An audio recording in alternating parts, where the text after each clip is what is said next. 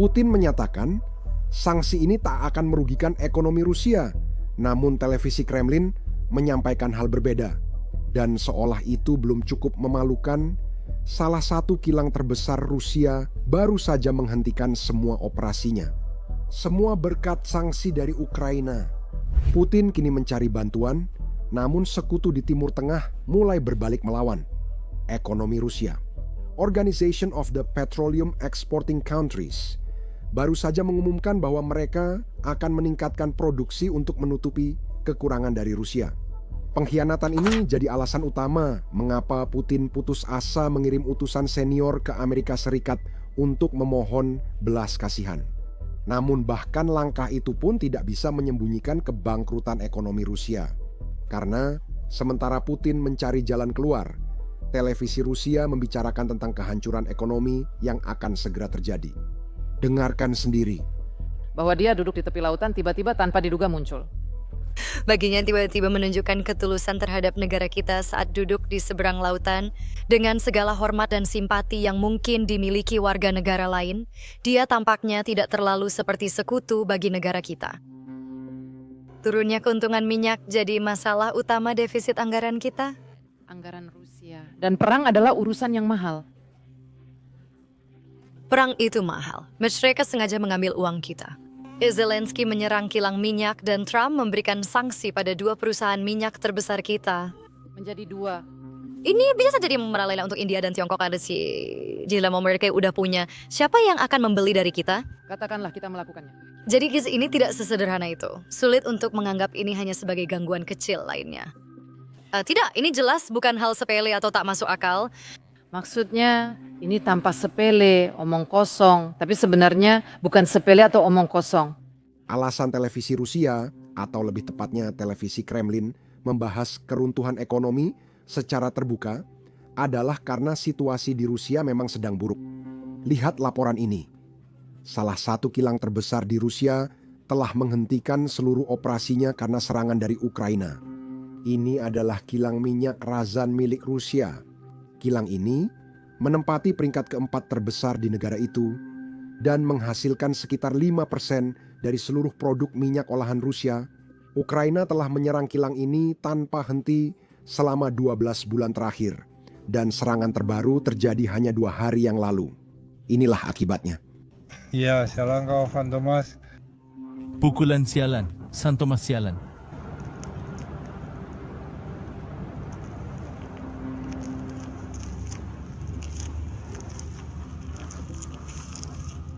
Situasi seperti inilah yang membuat Putin tahu bahwa ketika Amerika Serikat mengumumkan sanksinya, itu adalah kabar buruk bagi ekonomi Rusia. Izinkan saya jelaskan alasannya. Rusia memakai sekitar 30% minyak hasil produksinya untuk diolah di kilang dalam negeri. Jadi, kilang-kilang di dalam negeri tidak bisa mengolah minyak karena serangan drone Ukraina.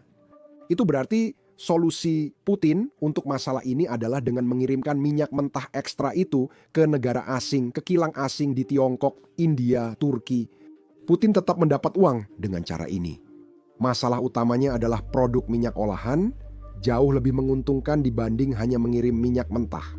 Namun, saat itu Putin masih mendapat uang dari ekspor minyak ke negara lain. Nah, sekarang karena sanksi dari Amerika Serikat, 2 perusahaan minyak terbesar di Rusia mengalami kesulitan lebih besar untuk mengekspor minyak mentah mereka. Itu berarti Putin terjepit dari 2 sisi.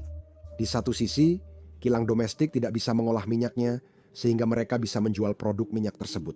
Dan di sisi lain, dia bahkan tidak bisa mengirim minyak itu ke negara lain karena negara-negara takut membeli secara terbuka dari Rusia akibat sanksi. Sekarang, jika saya bisa melihat ini dari negara lain, saya yakin ada banyak orang di dalam Rusia yang juga bisa melihat persis apa yang sedang terjadi. Dan itulah sebabnya Putin mencoba mendahului berita ini. Dia mengadakan konferensi pers darurat segera setelah sanksi diumumkan. Dalam konferensi pers ini, dia berargumen bahwa sanksi justru kabar baik bagi ekonomi Rusia. Karena dia bilang harga minyak akan naik.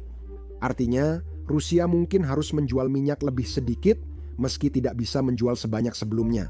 Mereka bisa menjualnya dengan harga yang lebih tinggi dan mereka akan mendapatkan margin keuntungan yang lebih besar. Dengarkan sendiri karena dia benar-benar salah kali ini. Tanpa hidrokarbon yang terdekat. Tapi jelas tanpa hidrokarbon dalam beberapa tahun ke depan itu tidak akan berhasil. Ini jelas karena konsumsi yang meningkat, ekonomi dunia tumbuh, dan konsumsi energi juga meningkat. Pasokan tak bisa langsung naik drastis. Jika jumlah minyak kita di pasar global turun secara drastis, harga akan naik. Harga minyak dan produk minyak kita di pasar minyak akan naik dan harga-harga pun naik. Dan rekan Amerika saya sudah membahas ini dengan rekan Amerika. Akan Anda mengarah kemana? Kenaikan tajam harga minyak dan bahan bakar, termasuk di stasiun pengisian bahan bakar umum. Termasuk juga Amerika Serikat. Nah, kalender politik dalam negeri menunjukkan betapa sensitifnya beberapa proses yang akan terjadi. Dan di beberapa negara bagian tampak jelas betapa sensitifnya proses yang akan terjadi. Sekarang, Putin tidak sepenuhnya salah. Faktanya, inilah yang benar-benar terjadi pada awal invasi, kembali pada tahun 2022 ketika sanksi dijatuhkan kepada Rusia setelah Putin melancarkan operasi militer khususnya. Harga minyak naik di atas $100 Amerika per barel, membuat Rusia justru mendapat lebih banyak uang setelah invasi dibanding sebelumnya. Namun, itu tidak terjadi sekarang meski Putin berharap hal serupa terulang. Jadi, sementara minyak Rusia keluar dari pasar, ada pasokan lain yang menutupi semua kekurangan dari Rusia. Dan pasokan itu datang tidak lain dari Organization of the Petroleum Exporting Countries. Lihatlah laporan ini. Organization of the Petroleum Exporting Countries mengatakan mereka siap meningkatkan produksi minyak jika diperlukan setelah sanksi dari Amerika Serikat. Sekarang ini adalah kabar baik untuk Ukraina dan untuk siapa saja yang menginginkan perdamaian di Ukraina. Karena jika bukan karena Organization of the Petroleum Exporting Countries menaikkan produksi mereka, maka Putin mungkin justru akan diuntungkan oleh sanksi tersebut. Meski menjual minyak lebih sedikit, dia akan mendapat harga jauh lebih tinggi sehingga marginnya besar. Tapi lihat, ini bukan lagi tahun 2022 saat $100 per barel. Saat ini, harga minyak sekitar $57, $58 per barel sebelum sanksi diumumkan beberapa hari yang lalu.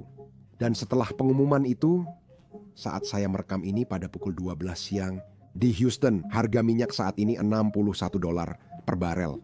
Harganya memang naik, tapi belum terlalu berdampak pada konsumen Amerika Serikat, lalu alias kebijakan Amerika Serikat. Jujur saja, siapapun yang menjabat, baik Demokrat atau Republik, tidak ada yang suka harga minyak tinggi. Sekarang, Organization of the Petroleum Exporting Countries menaikkan produksi jelas merupakan kabar baik. Seperti pepatah, dalam geopolitik tidak ada teman atau musuh abadi, hanya kepentingan yang abadi. Jika Organization of the Petroleum Exporting Countries mendapat uang saat Rusia kesulitan, mereka tidak peduli pada Rusia. Seolah-olah ini belum cukup buruk. Tampaknya Amerika Serikat sudah menyiapkan sanksi tambahan jika Rusia masih menolak untuk berdamai di Ukraina. Itu berarti meskipun keadaan di Rusia saat ini sudah buruk, masih ada kemungkinan situasinya bisa semakin memburuk lagi. Dengarkan apa yang dikatakan oleh Sekretaris Jenderal NATO Mark Rutte. Lihatlah ekonomi Rusia, antrean panjang mobil di stasiun pengisian bensin. Ukraina kini telah menghantam sepertiga infrastruktur minyak dan gas Rusia yang menjadi tulang punggung ekonomi mereka. Presiden Prancis sekarang sedang mengorganisir di Eropa agar negara-negara melakukan lebih banyak lagi terhadap armada bayangan ini yang juga merupakan sumber pendapatan utama bagi Rusia. Semua ini kau akan bantu mengubah perhitungan. Tentu selalu karena kalian orang Amerika. Kalian punya ekonomi terbesar di dunia, militer terbesar di dunia, dan kalian punya seorang presiden yang sangat fokus untuk mengakhiri masalah ini. Bersama kita akan mengubah perhitungan Putin, membawanya ke meja perundingan dan memulai gencatan senjata. Saya yakin. Mungkin bukan sekarang, tapi kita akan sampai di sana. Inilah alasan tepat mengapa seorang utusan senior Rusia baru saja buru-buru pergi ke Amerika Serikat untuk merundingkan sanksi. Sekarang dia orang penting, jadi perhatikan baik-baik. Namanya Kirill Dmitriev dan dikabarkan bahwa dia adalah calon pengganti berikutnya jika sesuatu terjadi pada Putin. Sekarang dia di Amerika Serikat dan menyatakan sanksi bukan masalah besar. Tapi dia juga meminta, "Hey, bisakah kita tolong hapus sanksi itu?" Karena itu saya selalu bilang, jangan lihat ucapan orang Rusia, lihat tindakan mereka.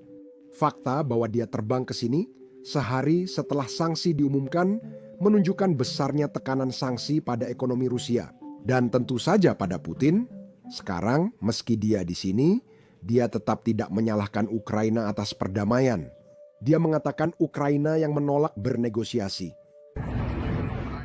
Kami melihat bahwa Ukraina lah yang memperlambat negosiasi, bahwa Ukraina lah yang tidak ingin menyelesaikan masalah-masalah yang menumpuk yang perlu diselesaikan. Jadi kami juga akan menyampaikan kepada rekan-rekan Amerika kami bahwa sayangnya Ukraina mengganggu dialog yang diperlukan. Ukraina memang mengganggu atas permintaan Inggris dan orang Eropa yang ingin konflik ini berlanjut. Izinkan saya jelaskan, tidak ada yang meminta Rusia kembali ke perbatasan sebelum 2022 atau 2014. Presiden Trump dan orang-orang Ukraina meminta Rusia untuk berhenti saja di posisi mereka saat ini. Dan Rusia menolak untuk menerima gencatan senjata. Meskipun Ukraina telah menerimanya tanpa syarat. Ukraina sepakat segera menghentikan pertempuran dan bernegosiasi untuk perdamaian jangka panjang. Rusia sebenarnya ingin Ukraina menyerah, lalu menyalahkan Ukraina karena menolak damai hanya karena tidak mau menyerah. Saya pikir ini waktu yang pas untuk memutar cuplikan Presiden Reagan yang menyatakan cara tercepat menuju perdamaian adalah menyerah. Tapi itu bukanlah yang diperjuangkan oleh Amerika Serikat. Dengarkan baik-baik.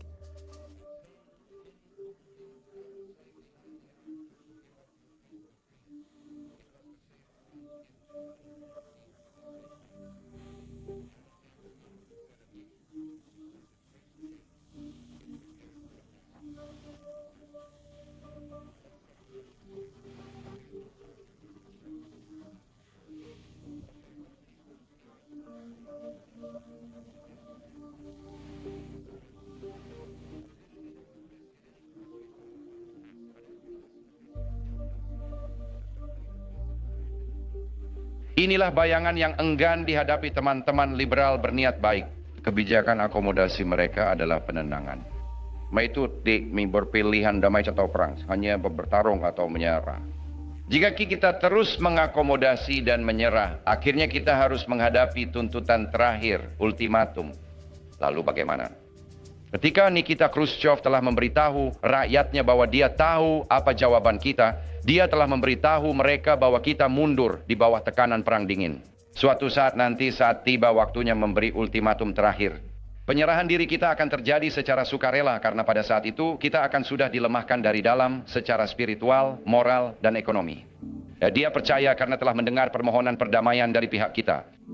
Harga berapapun, lebih baik merah daripada mati. Seorang komentator bilang, dia pilih hidup berlutut daripada mati berdiri. Dan disitulah letak jalan menuju perang. Karena suara-suara itu tidak mewakili kita semua. Kamu dan aku tahu dan tidak percaya bahwa hidup itu begitu berharga dan damai. Apakah semanis itu hingga harus ditebus dengan rantai dan perbudakan? Jika tak ada yang layak diperjuangkan sampai mati, kapan semua ini bermula? Hanya di hadapan musuh ini? Atau haruskah Musa mengatakan kepada anak-anak Israel untuk hidup dalam perbudakan di bawah Fir'aun? Haruskah Kristus menolak salib? Haruskah patriot di jembatan Concord meletakkan senjata dan menolak menembak? Tembakan yang menggema ke seluruh dunia. Para martir dalam sejarah bukanlah orang bodoh. Dan para pahlawan kita yang gugur terhormat demi menghentikan laju Nazi tidak mati sia-sia. Lalu ke mana jalan perdamaian? Jawabannya sebenarnya sederhana. Kita tak berani menyatakan kepada musuh ada harga yang tak akan kita bayar. Ada batas yang tidak boleh mereka lewati. Menurut saya, itu cara sempurna mengakhiri video ini. Tentu saja, sanksi tidak berarti ekonomi Rusia akan runtuh besok, tapi tekanannya sudah mulai terasa. Hal itu terlihat dari kejadian di Rusia. Dan tentu saja, para politisi dan diplomat Rusia bergegas ke Amerika Serikat untuk bernegosiasi demi semacam jeda. Kini dia sering diwawancara televisi di Amerika Serikat dan akan kita bahas di video selanjutnya. Dia juga akan bertemu utusan khusus Amerika Serikat Steve Witkoff besok, jadi kita akan bahas hasil pertemuannya besok. Jadi pastikan untuk menekan tombol subscribe di bawah ini agar Anda tidak ketinggalan video-video tersebut.